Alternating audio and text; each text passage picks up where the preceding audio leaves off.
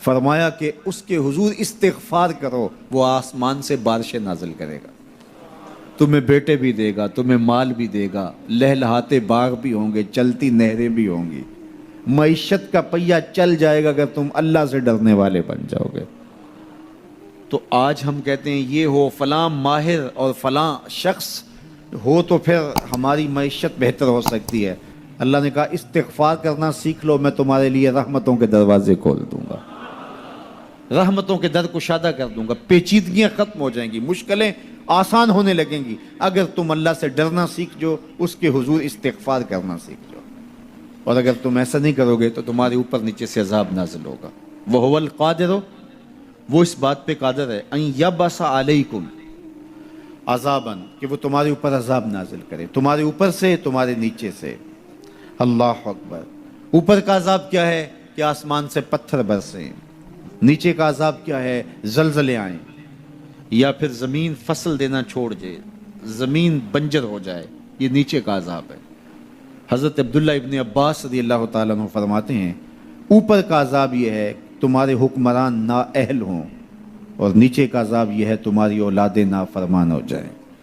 یہ اوپر اور نیچے کا عذاب ہے جس میں تمہیں مبتلا کر دیا جاتا ہے۔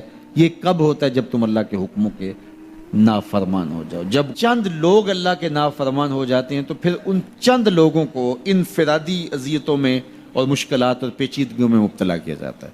لیکن جب کوئی قوم من حیث المجموع اللہ کے حکموں کو توڑتی ہے اور اس کے حکام سے روح گردانی کرتی ہے تو پھر پوری قوم کو مشقتوں میں، اذیتوں میں، تکلیفوں میں مبتلا کر دیا جاتا ہے۔ اس کا علاج کیا بتایا؟ استغفار۔ حضرت نوح علیہ السلام نے جو اپنی قوم سے کہا تمہیں مال بھی ملے گا، تمہیں دولت بھی ملے گی، تمہیں بیٹے بھی ملیں گے، سرسبز جو ہے وہ باغات بھی نصیب ہوں گے، ان کی شاخیں پھلوں سے لدی ہوئی ہوں گی، چلتی ہوئی نہریں اور برستی ہوئی بارش، ساون کے نچڑتے ہوئے بادل، اور ماحول کی خنکیاں اور خوبصورتیاں اور جمال اور لہلہاتے ہوئے سبزے، اور تمہارے اوپر ہر طرح کی عنایات برسیں گی اگر تم اللہ سے ڈرنا سیکھ جاؤ گے اور اللہ کے حضور استغفار کرنا سیکھ جاؤ گے، تمہیں خوشحال اور خوبصورت زندگی عطا کر دی جائے گی۔ اللہ اکبر۔ لیکن اگر تم ایسا نہیں کرو گے تو تمہاری معیشت تنگ کر دی جائے گی۔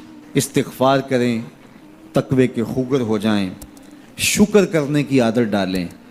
جو شکر کرتے ہیں اللہ تعالیٰ ان کو اور زیادہ عطا فرماتا ہے، دنیا میں بھی اور آخرت میں بھی۔ اس طرح دوسروں کی پریشانیاں دور کریں، اللہ آپ کی پریشانیاں دور کرے گا۔ بانٹنے کا مزاج پیدا کریں، آپ کے پاس جو بھی ہے بانٹ دیں، علم ہے تو بانٹیں، خوشیاں ہیں تو بانٹیں، آپ کے پاس دولت ہے تو لوگوں کے دکھ اس دولت سے دور کرنے کی کوشش کریں۔ جب آپ بانٹنا شروع کر دیں گے تو آپ کا رب آپ کو عطا کرنا شروع کر دے گا۔ یہ بات ہو نہیں سکتی کہ انسان کی زندگی میں مشکل نہ ہو۔ جب انسان کو پیدا کیا گیا تھا، اس کا خمیر گویا گیا تھا، تو 39 دن تک اس کے خمیر پر مٹی جو گوندی گئی تھی انسان بنانے کے لیے، اس پر 39 دن دکھوں کی بارش ہوئی تھی اور ایک دن خوشیوں کا می برسا تھا۔ تو انسان کی زندگی میں خوشیاں اور غم اس تناسب سے ہیں۔ لَقَدْ خَلَقْنَا الْإِنسَانَ فِي قَبْضٍ، انسان کی زندگی مشقتوں کا مجموعہ ہے، حالات کی تلخیوں کے سے مقابلہ کرنا پڑتا ہے۔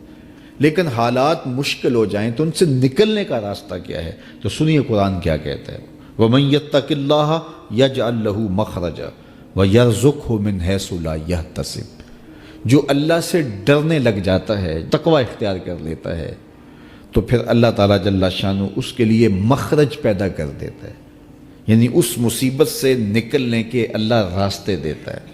یہ اس شخص کا مقصوم ہے جو اللہ سے ڈرتا ہے۔ اس پر مشکلات اس پہ بھی آتی ہیں، یہ نہیں کہ اس پہ مشکلات نہیں آتی، زندگی کی مشکلات کا وہ بھی شکار ہوتا ہے، لیکن جو ہی مشکلات آتی ہیں ان مشکلات سے نکلنے کا اللہ اسے راستہ بھی عطا کر دیتا ہے۔ اور دوسری بات، وَيَرْزُقْهُ مِنْ حَيْثُ لَا يَحْتَسِبُ، اللہ اس کو وہاں سے رزق دیتا ہے جہاں سے اسے گمان بھی نہیں ہوتا، وہاں سے رزق دے دیتا ہے۔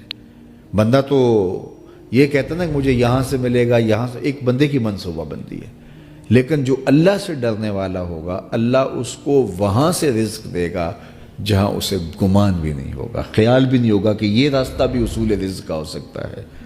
تو یہ میرے رب کا وعدہ ہے اور میرے رب کے وعدے سچے ہیں۔ تو جب تم اللہ سے ڈرنے لگو گے تو یہ تخت و تاج، یہ دنیا کی عزتیں، یہ تمہارے قدموں میں ہوں گی۔ اس سے ڈرنے کا نتیجہ ہے جو تمہارا رب تمہیں عطا فرمائے گا۔ حضرت عمر رضی اللہ تعالیٰ عنہ کی خدمت میں ایک شخص آیا، اس نے کہا میرے ہاں اولاد نہیں ہے، تو آپ نے کہا استغفار پڑھا کرو۔ ایک دوسرا شخص آیا کہ صاحب بارشیں نہیں ہوتی، فرمایا استغفار پڑھا کرو۔ تیسرا شخص حاضر خدمت ہوا اور کہا کہ ہمارے ہاں قحط کا عالم ہے، فرمایا کہ استغفار پڑھا کرو۔ تو کوئی پاس بیٹھا تھا، اس کے اٹھ کے جانے کے بعد کہا کہ مختلف لوگ مختلف سوال لے کر آئے اور آپ نے ایک ہی جواب دیا کہ استغفار پڑھا کرو۔ تو کہا میں نے اپنے طرف سے تھوڑا دیا، یہ تو میرے رب کا فرمان ہے۔ کہا وہ کیسے؟ کہا سورہ نوح پڑھو، فَقُلْتُ اسْتَغْفِرُوا رَبَّكُمْ۔